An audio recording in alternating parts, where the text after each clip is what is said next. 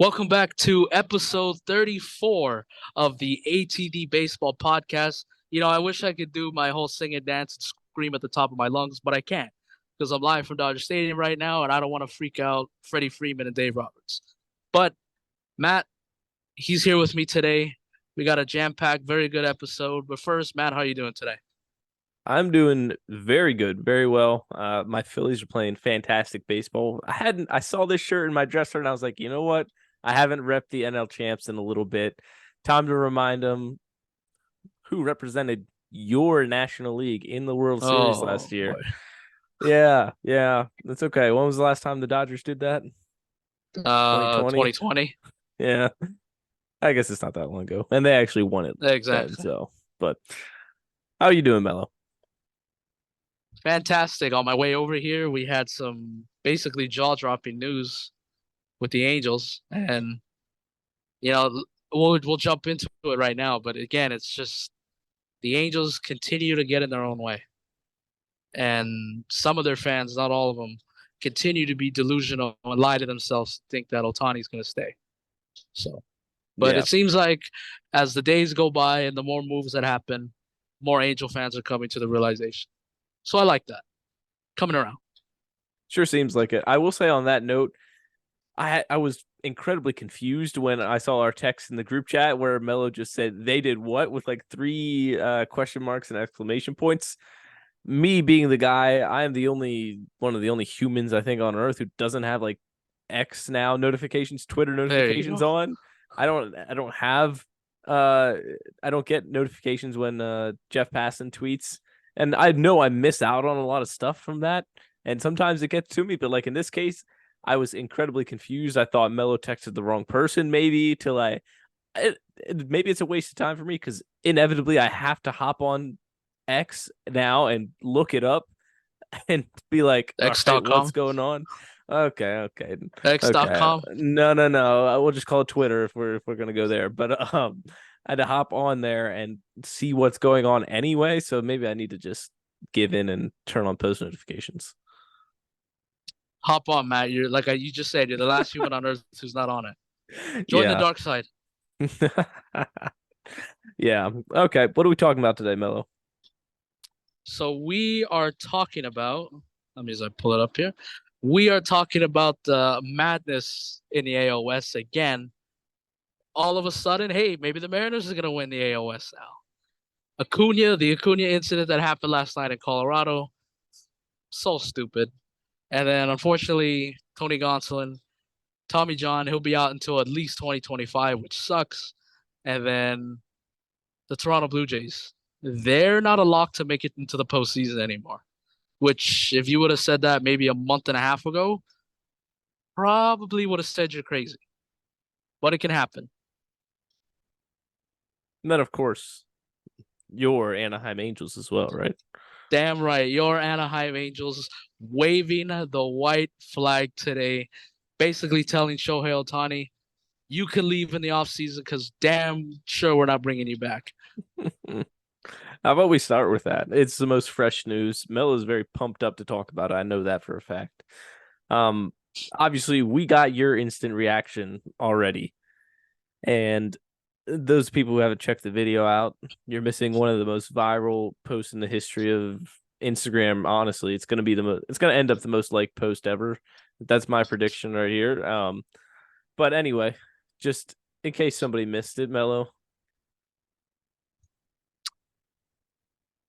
So I'm coming into work today, and the Angels, they put Lucas Giolito, Matt Moore, Eugenio Lopez, Hunter Renfroe, and Randall Grichuk all on waivers today. Let me remind you that they traded for some of those guys. They're not getting anything for him now, for any of those guys now. And this is after, again, we were all saying this for a year and a half. Trade Shohei Ohtani. You could get a king's ransom for him. You're going to revamp your farm system. Your whole franchise could change with a good deal package. And for them not to do it and to go all in, Big mistake. And again, the Angels proved it again today that by not trading him at the deadline was probably the biggest mistake in the last, what, 40, 50 years of the sport? Yeah, it really seems like it. And like you just said, you gave up your, I think it was second and third or fourth and fifth prospects for Lopez and Giolito. Yeah, And and sorry to cut you off, but just to add, just because they were the top 2 and 3 prospects in the Angels farm system, doesn't mean that they were the top 10 in baseball. I don't even oh, think no, they no, were no. within the top. I don't even think they were in the top 40. I could be wrong. I could be wrong with that. I'm gonna be honest with you. I'm not keeping up with all the prospect stuff or the rankings, but yeah, it's 2 and 3, but it would have been like 40s in other teams. Yeah. Sorry, you may continue. Um, and now, so you traded away your good prospects for. We liked the moves at the time. We thought they were going to be good moves, not necessarily going to be enough to push them across to make the playoffs necessarily. Um, but we liked that they were taking initiative. If you didn't trade Shohei, you had to at least buy, and we are thankful that they actually did that because there were questions about if they would even do that, but they didn't. They went all in, and now traded those pieces. You traded away your prospects for those pieces. You get a month out of them, right? Because it's just been a month since the trade deadline about. And just so you know, Lucas Giolito did not have a good month. And he was debatably your biggest pickup at the trade deadline. Either him or CJ Crone would be close. A lot of people would probably say Giolito, I'd say. But and now you put him on waivers. You don't even ride out with him the rest of the season. You don't give him a chance. You put him on waivers along with these other players. I'm not sure. Like, I'm confused about why they would be doing this. Is this to get more youth? Are they trying to call people up now? So what Jeff Passan said, because he had like a timeline of tweets, apparently he said it was to shed payroll. They want to be under that luxury tax coming into the offseason. That's what Jeff Passan said. I'm sure it's true because Jeff Passan is basically never wrong. So, I mean, what did it get you? And I'm sure Perry Manazzi, the GM of the Angels, he'll go more in depth with it maybe today or tomorrow. But I think the number one question is going to be asked. It's like, well, what was the point of all this? Yeah.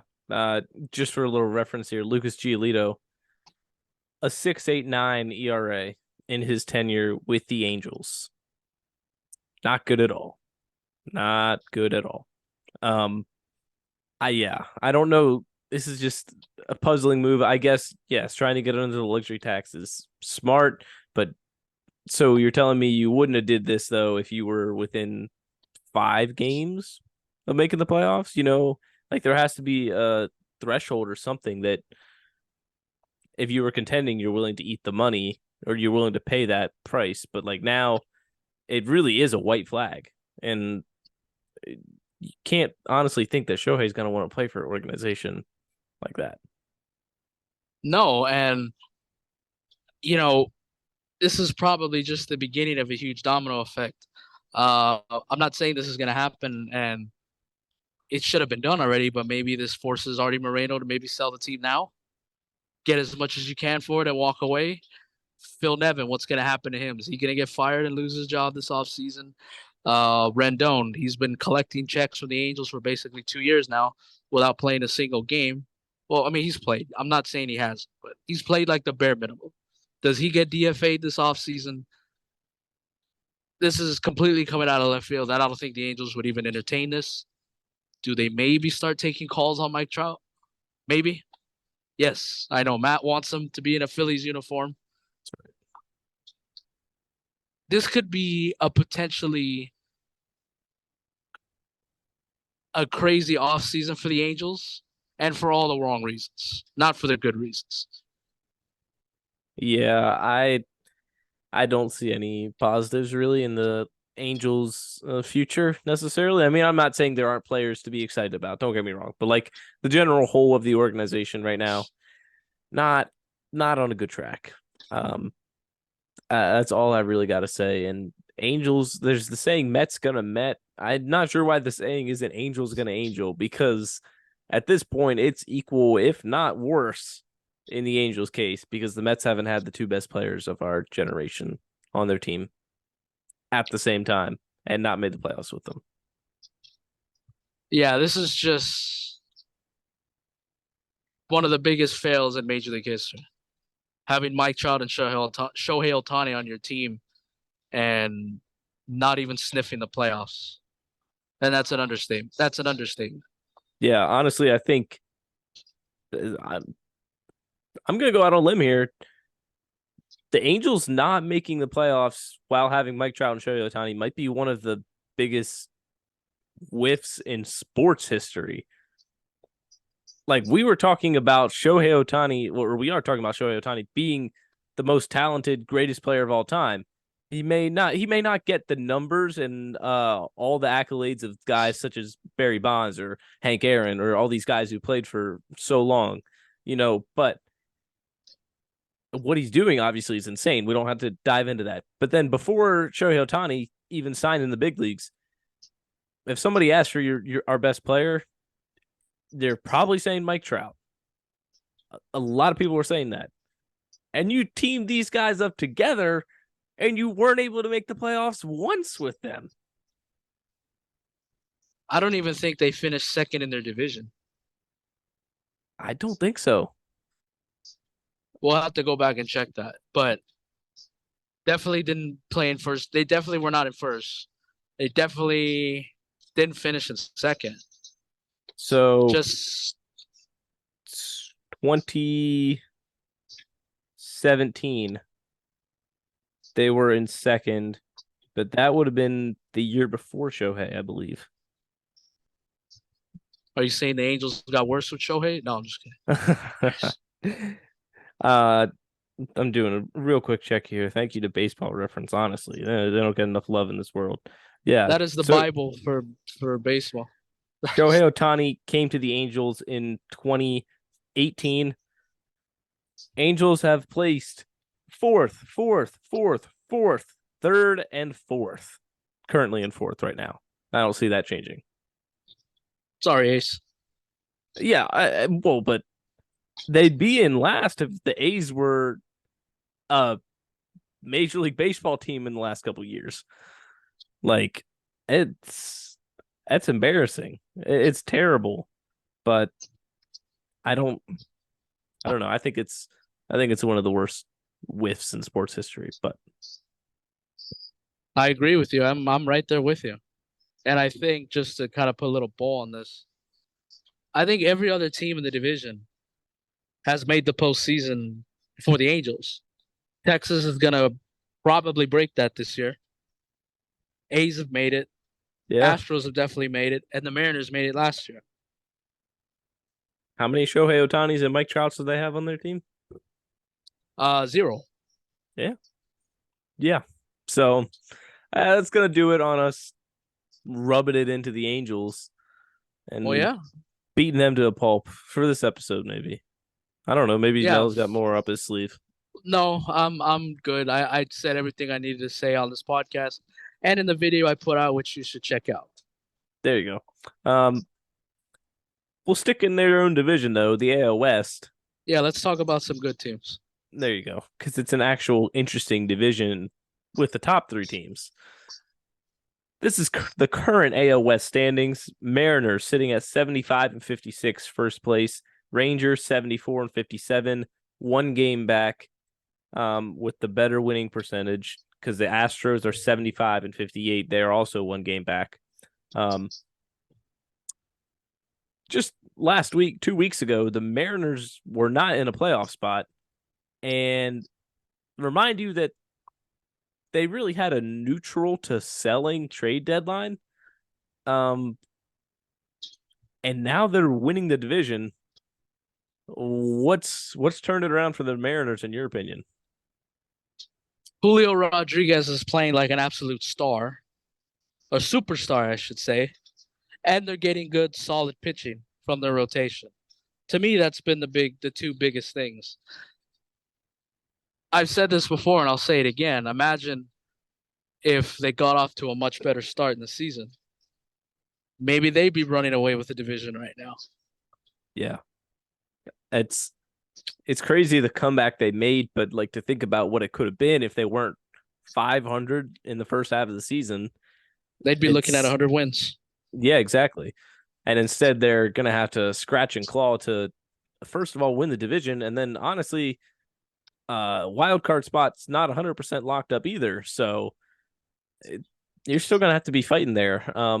Now, what do you expect from the Rangers and Astros going forward?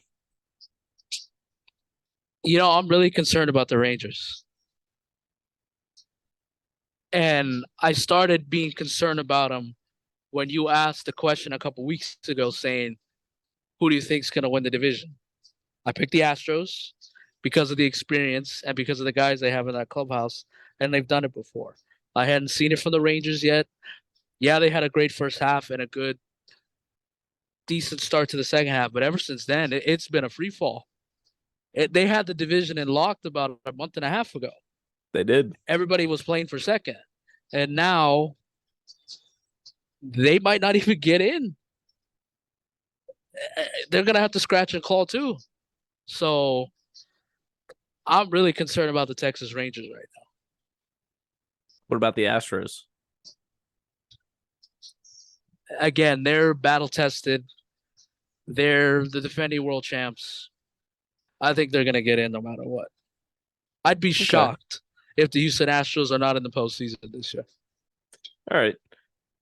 Yeah, it's a little bit worrisome for the Rangers. Their bullpen has been Chapman, abysmal. Yeah, they put a duct tape over, a I don't know how that saying goes. I thought there was a saying there, but I just totally messed that up. I think I don't know, duct tape or a band-aid on a bullet hole. There we go. Boom! I thought of it. nice. They put a band-aid on a bullet hole there. With Aroldis Chapman, you had major issues there in your bullpen. You still do. Will Smith is the only guy who can moderately close out games for the Rangers, and he has not been fantastic this year either, if my memory is serving me correctly. But other than that, there's a lot to love about the Rangers, that's for sure. But that's one big thing to not be very joyous about. Yeah, Will Smith, my memory did serve me correctly. A 4.24 ERA on the season, appearance in 46 innings. So sample size is there.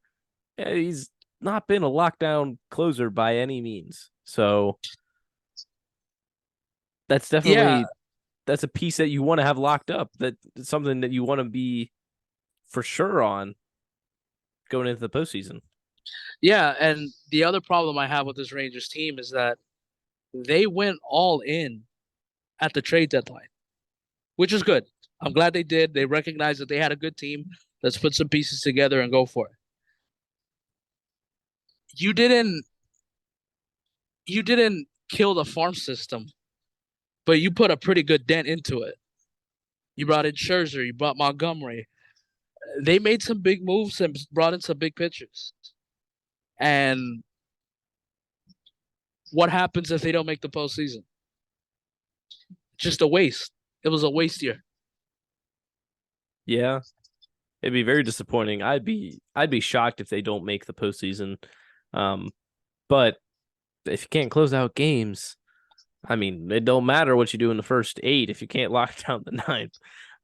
As cliche as it sounds, it is very true, and hopefully Baltimore doesn't figure that out the hard way here with their closer Felix Bautista going down. Now Yeah. that could be a huge loss for them. I got one question here in the AL West yet. If you had to pick one of these teams to go farthest in the playoffs, who would it be? Oh man. I think I'd have to go with Seattle. Ooh, I'm gonna go with Seattle because I really like their starting pitching. And sometimes all you need is your superstar to perform like a superstar. He can go off in the playoffs and lead the Mariners pretty far on Julio Rodriguez. They have the pitching to do it. I'm gonna go with the Seattle Mariners, and plus, they got a taste of it last year. I know they fizzled out in the division series against the Astros. I'm gonna go with the Seattle Mariners. I think they'd be the ones out of the three to go the farthest. How about I you? like that pick. I like that pick. I think I'm tempted to go with the Mariners, especially because of that starting pitching. I think, though, I like the supporting cast of the Astros a little bit better. And not to mention the pedigree. They've been there, whatever the 6 straight ALCS appearances, and they've won like 3 or 4 of them. 3, I think. And the reigning World Series champions. But like, it's not Jordan leading the way for the Astros himself like it is right now with Julio. Kyle Tucker has a better MVP case this year than Jordan. So, I mean, maybe I should say Kyle Tucker leading the way and nobody else doing anything. But like, Bregman, Pena has not had a great season, been a little bit disappointing there, but neither has Jose Abreu, disappointing there. But some guys have made up for that. Chas McCormick has had a insane season. Not a lot of people are talking about that, but he's been balling out this year. So I think I like those pieces there. And people bring up the pitching being worrisome for the Astros. Framber has not been consistent lately. You brought back a guy in JV. There are the names there that have performed well for you in the past. It's not like they've been bad their whole time with you there. So I think I'd go with the Astros. Makes sense. Anything else? Anything else we want to add on the AL West? I know you're on the East Coast, so it's a lot harder. But I can't wait to stay up and watch all these games. Scoreboard watching probably within the next 2 weeks just to see how these teams finish up. I'm super excited for it. Yeah, definitely. We're just about in September here now, and the games really do matter. Every game matters because even my Phillies sitting like 4.5 up in the wild card, that's not a guarantee anymore. Not anymore. Like, it still isn't a guarantee. We still got a month of baseball left, so don't get me wrong, I feel good about it, but still time left. Okay. What do we got next year? Acuna. We'll try and bang this out quick because there's not a whole lot to say about it. I mean, we're not going to have takes on the situation. Yeah, we're not going to break down the film either. I'm not going to pick my favorite fan who ran onto the field. I'm not going to pick who I think could evade security the longest, anything like that. But kind of an embarrassing moment for the Rockies, as their security team is literally like the meme of that guy, the security guy. I think it's at the Chargers game or something. He's just light pat down, does nothing. That was the Rocky security yesterday. Yeah, and usually when somebody runs on the field like that, they're just running around just to run around the field. This is the first time in a while that we actually seen somebody go up to a player and like try to touch him. Like, it's happened before. I'm not saying it hasn't, but that's scary. I'm sure a lot of players in the outfield think of that in the back of their minds. Like, what if somebody comes from behind and tries to do something to me? That's scary. Yeah. And I'm sure Major League Baseball will make the right adjustments, and I'm sure those fans are never going to be allowed to any ballpark again anytime soon. But just stupid. Just thank God nothing happened to Ronald Acuna, because if something did, Major League Baseball, and more specifically the Braves fans, would be completely outraged right now, and rightfully so. Yes, rightfully so. I just don't want to see this get to a place where it's like making a bad experience for fans, because 99.999% of fans don't even think about doing this because they know how ridiculous it is, and like just how much trouble you'll get into and how it just makes a bad situation for everybody. But then there are the crazy people out there who do this kind of stuff. And like you said, they're gonna have a lifetime ban from all major league stadiums, activities, anything. I just it's embarrassing. It's terrible. Obviously, we are glad Acuna is okay, and they didn't want anything more than supposedly wanting a selfie or a picture with him. Either way, not obviously not acceptable to do. No matter if you just wanted to say hello or if you wanted to take a picture with them, but not good. Not a good look for Major League Baseball at all. Because I mean, you get streakers and other stuff in NFL, but like it's funny to watch NFL players deck out the fans who run on the field. I don't know. Not a lot to say on this subject necessarily. Just wanted to touch on it. Yep. Okay, so moving on from one not so great story in Ronald Acuna to a even worse one, probably with Tony Gonsolin. Awful news. He's going to be getting Tommy John surgery within the next couple days here, and is going to be out likely till 2025. Mello, I'll let you take center stage as the Dodgers fan here. We've had an up and down relationship with Tony Gonsolin as Dodger fans. Last year he had a career year. He was 11-0, made the All-Star team, and I hate to say it, and I hate to be that person, but I will be. It was very surprising that he was pitching that well, and that was the bright spots. But then we had seen him in the postseason when he would get a little shaky. But it's horrible. It's just horrible for any pitcher or for any player to have to go through Tommy John surgery. It sucks, and immediately you already know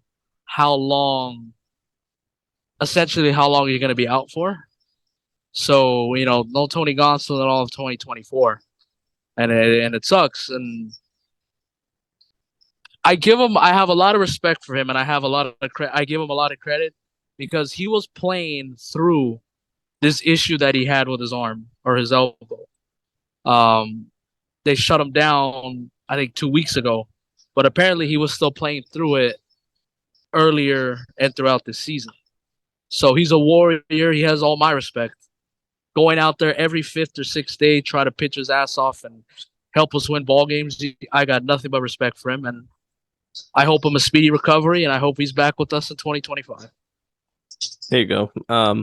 I have two main takeaways here. One, like, how devastating is that as a player, where your career, the best players only have like a 9-year really good stretch, let's just say 8, maybe even only 5.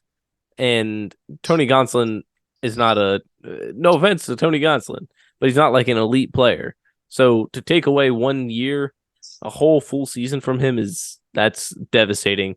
And second, then my mind goes to, well, how valuable is that Lance Lynn pickup now? Like that's going to be huge. He's going to be like your 3 in the postseason, depending if Walker Buehler and when Walker Buehler comes back.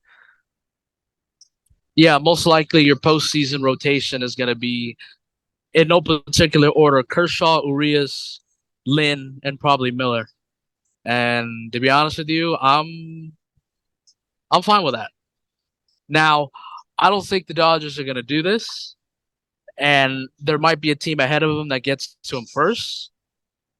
I wouldn't mind the Dodgers to take a chance on Lucas Giolito. You want to stick it to the Angels again? Why not go get him for nothing? And that's immediately what I thought of when Tony Gonsolin. I'm like, okay, well, let's maybe try for Lucas Giolito, but I don't think that's going to happen. I think somebody's going to pick him up first, a team in contention, but I would be open to it. Tony Gonsolin's not going to be back this year. Now, granted, they probably are going to end up going with some of the younger arms to see how they work, and Emmett Sheehan, a Gavin Stone, a Ryan Pepiot. So excited to see those guys get a bigger role on this team, but let's see how interesting this gets for the Dodgers. I want to see if they entertain Giolito. I really want to see this. If they entertain it. I think it'd be a good move for them. The Dodgers, I mean, we've said it 100 times. I know I'm boring you out when I say the Dodgers seem to know how to fix players, but it's true they do. And except Noah obviously, Syndergaard. except Noah Syndergaard, but the Guardians weren't able to fix him either. Only the Phillies were able to fix him, and It's true, they did and it. that's worth more. They did a mediocre job because he wasn't fantastic. But I think it's gonna be. I think it'd be interesting for them to pick him up, and like you don't really lose anything, like because you don't have to include him on the postseason roster if he's bad. Uh, You don't owe this guy anything. You're giving him new life in his career. So I think it'd be a smart decision to try and pick him up. Um, I don't know. It's just tough though to see any guy that first week of Shohei, and now I mean it hits home a little harder for you when it's one of your players, but to have to get Tommy John any pitcher, it sucks. Yeah, and especially when you're on a team like that's rolling right now, like the Dodgers, you obviously want to have a part of any successful team or on any year when you're competing for a championship. And I'm sure the Dodgers in that clubhouse are reminding him every day, like, hey, dude, like you're still part of this team, dude. Like you're part of the reason why we're in first place right now, and you're gonna be the reason why we go far in the postseason. Even though you may not be contributing on the field at the moment, you still, like I said, ton of respect for him for going out there while he was dealing with something in his arm and going out there and pitching his ass off every fifth day. Nothing Yeah, but respect for Tony Gonsolin. 100%. I think that's gonna do it for the Tony Gonsolin talk. We don't want to talk too much about that. I mean, terrible situation, but like, what are you gonna do about it? Um, we're gonna end on an interesting note here. I think the Toronto Blue Jays not in a playoff spot right now, and if they're not careful, might not be in one when the season ends, which is what matters the most, obviously. Um, give me a second here, pull up the wild card standings, but Blue Jays have really dipped recently.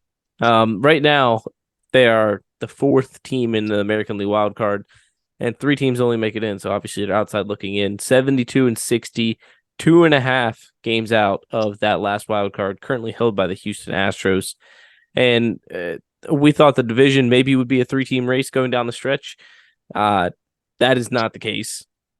The Orioles are currently winning with the Rays 2.5 out, and then the next closest is the Blue Jays at 10.5.